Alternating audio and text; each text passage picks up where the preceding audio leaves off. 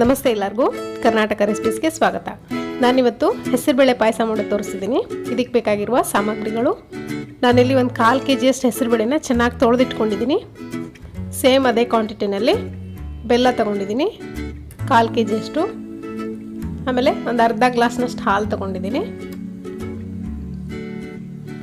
ಆಮೇಲೆ ಒಂದು 2 ಚಿಟಿಕೆಯಷ್ಟು ಏಲಕ್ಕಿ ಪೌಡ್ರು.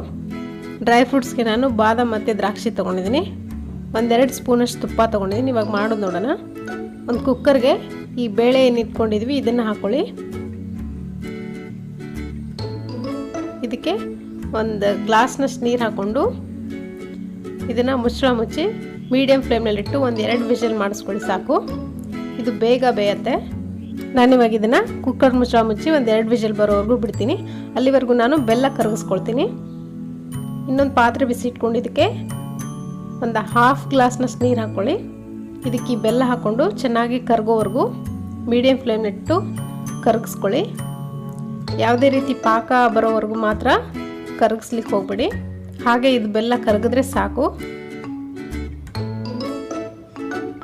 ಮೀಡಿಯಮ್ ಫ್ಲೇಮ್ನಲ್ಲಿಟ್ಟೇ ಕರಗಿಸ್ಕೊಳ್ಳಿ. ಇದಕ್ಕೆ ಸಕ್ಕರೆ ಕೂಡ ಹಾಕಿ ಮಾಡ್ಬೋದು, ಆದರೆ ಬೆಲ್ಲದಲ್ಲಿ ಪಾಯಸ ಮಾಡಿದ್ರೆ ತುಂಬ ಚೆನ್ನಾಗಿರುತ್ತೆ ಟೇಸ್ಟು.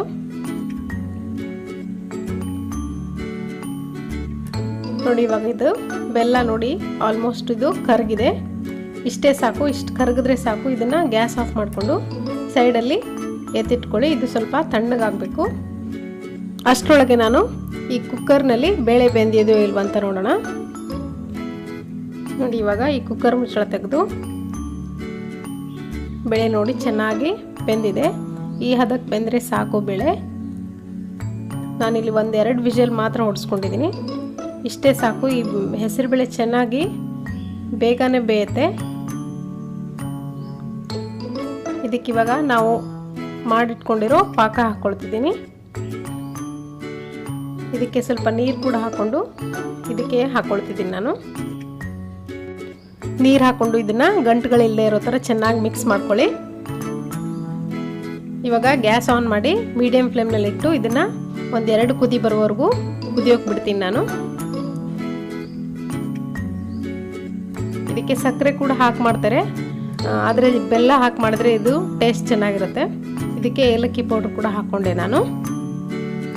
ಸರಿ ಚೆನ್ನಾಗಿ ಮಿಕ್ಸ್ ಮಾಡ್ಕೊಳ್ಳಿ. ಇವಾಗ ಇದನ್ನು 1-2 ಕುದಿ ಬರೋವರೆಗೂ ಚೆನ್ನಾಗಿ ಮೀಡಿಯಮ್ ಫ್ಲೇಮ್ನಲ್ಲಿ ಇಟ್ಟು ಕುದಿಸ್ಕೊಳ್ಳಿ. ಸೊ ನೋಡಿ ಇದು ಇವಾಗ ಕುದ್ದಾಗಿದೆ. ನಮಗೆ ಈ ಹದಕ್ಕಿದ್ರೆ ಸಾಕು ಇದು ಪಾಯಸ. ಇದನ್ನು ಇವಾಗ ಗ್ಯಾಸ್ ಆಫ್ ಮಾಡಿಕೊಂಡು ಮುಚ್ಚಿ ಸೈಡಲ್ಲಿ ಎತ್ತಿಟ್ಕೊಳ್ತೀನಿ. ಇವಾಗ ಡ್ರೈ ಫ್ರೂಟ್ಸನ್ನ ಫ್ರೈ ಮಾಡ್ಕೊಳ್ಳೋಣ. ಒಂದು ಒಗ್ಗರಣೆ ಸೌಟಿಗೆ ತುಪ್ಪ ಹಾಕ್ಕೊಳ್ಳಿ. ಇದಕ್ಕೆ ನಾವು ಎತ್ತಿಟ್ಕೊಂಡಿರೋ ದ್ರಾಕ್ಷಿ ಮತ್ತು ಬಾದಾಮ್ ಹಾಕ್ಕೊಂಡು ಚೆನ್ನಾಗಿ ಫ್ರೈ ಮಾಡ್ಕೊಳ್ಳಿ. ಈ ಡ್ರೈ ಫ್ರೂಟ್ಸ್ ಹಾಕಲಿಲ್ಲ ಅಂದರೂ ಪರವಾಗಿಲ್ಲ, ಚೆನ್ನಾಗೇ ಇರುತ್ತೆ. ನೋಡಿ ಇವಾಗ ಈ ಡ್ರೈ ಫ್ರೂಟ್ಸ್ ಎಲ್ಲ ಚೆನ್ನಾಗಿ ಫ್ರೈ ಆಗಿದೆ. ಇದನ್ನ ಇವಾಗ ಈ ಪಾಯಸಕ್ಕೆ ಹಾಕೊಳ್ಳೋಣ.